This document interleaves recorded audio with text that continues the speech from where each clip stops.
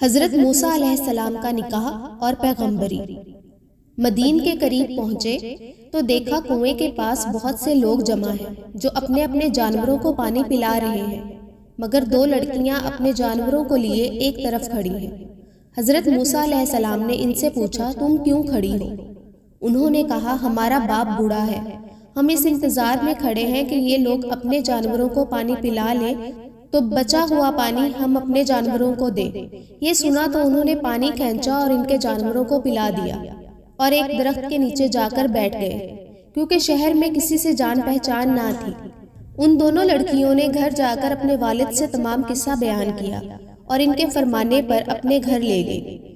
جب انہوں نے اپنی مصیبت کا قصہ سنایا تو حضرت شعیب علیہ السلام نے حضرت موسیٰ علیہ السلام سے فرمایا، اب ڈرنے کی ضرورت نہیں، اللہ نے آپ کو ظالم قوم سے بچا لیا ہے۔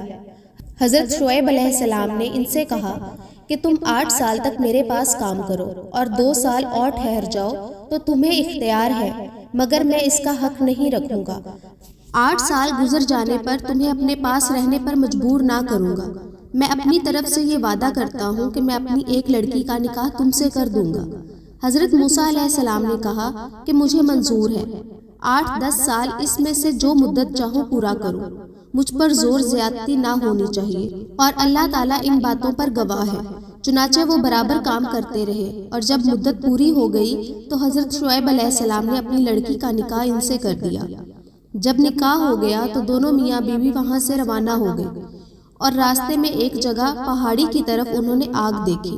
موسیٰ علیہ السلام نے اپنی بیوی سے کہا کہ تم یہاں ٹھہرو، میں آگ لے کر ابھی آتا ہوں، اور اگر کوئی شخص وہاں مل گیا تو اس سے راستہ بھی معلوم کر لوں گا۔ وہاں گئے تو میدان کے کنارے پر درخت میں سے آواز آئی، مبارک ہے وہ جو اس آگ میں ہے اور جو اس کے چاروں طرف ہے، تم طوّا کے میدان میں ہو، اپنے جوتے اتار دو، میں بڑی دانائی والا اللہ ہوں، تمام جہان کا اور تمہارا پالنے والا۔ میں نے تمہیں پیغمبری کے لیے چن لیا ہے، جو کچھ کہتا ہوں اس کو سن، میری عبادت کر اور میری یاد کی خاطر نماز کی پابندی کر، بے شک قیامت آنے والی ہے۔ حضرت موسیٰ علیہ السلام، تمہارے دائیں ہاتھ میں کیا ہے؟ انہوں نے کہا، یہ میری لاٹھی ہے، اس پر سہارا لیتا ہوں، اپنی بکریوں کے لیے اس سے پتے جھاڑتا ہوں، اور اس کے سوا اس سے اور بھی کام لیتا ہوں۔ اللہ تعالیٰ نے حکم دیا کہ اس لاٹھی کو زمین پر ڈال دو۔ لاٹھی جو زمین پر ڈالی تو وہ سانپ کی طرح دوڑتی ہوئی دکھائی دی، اس پر وہ ڈر گئے۔ اللہ تعالیٰ نے ارشاد فرمایا کہ اس کو پکڑ لو اور ڈرو نہیں، ہم ابھی اس کو پہلی حالت پر کر دیتے ہیں، اور اپنا داہنا ہاتھ اپنے بائیں بغل میں دے لو، پھر نکالو، بنا کسی عیب کے نہایت روشن ہو کر نکلے گا۔ یہ دوسری نشانی ہوگی تاکہ ہم تم کو اپنی قدرت کی بڑی نشانیوں میں سے بعض نشانیاں دکھا دیں۔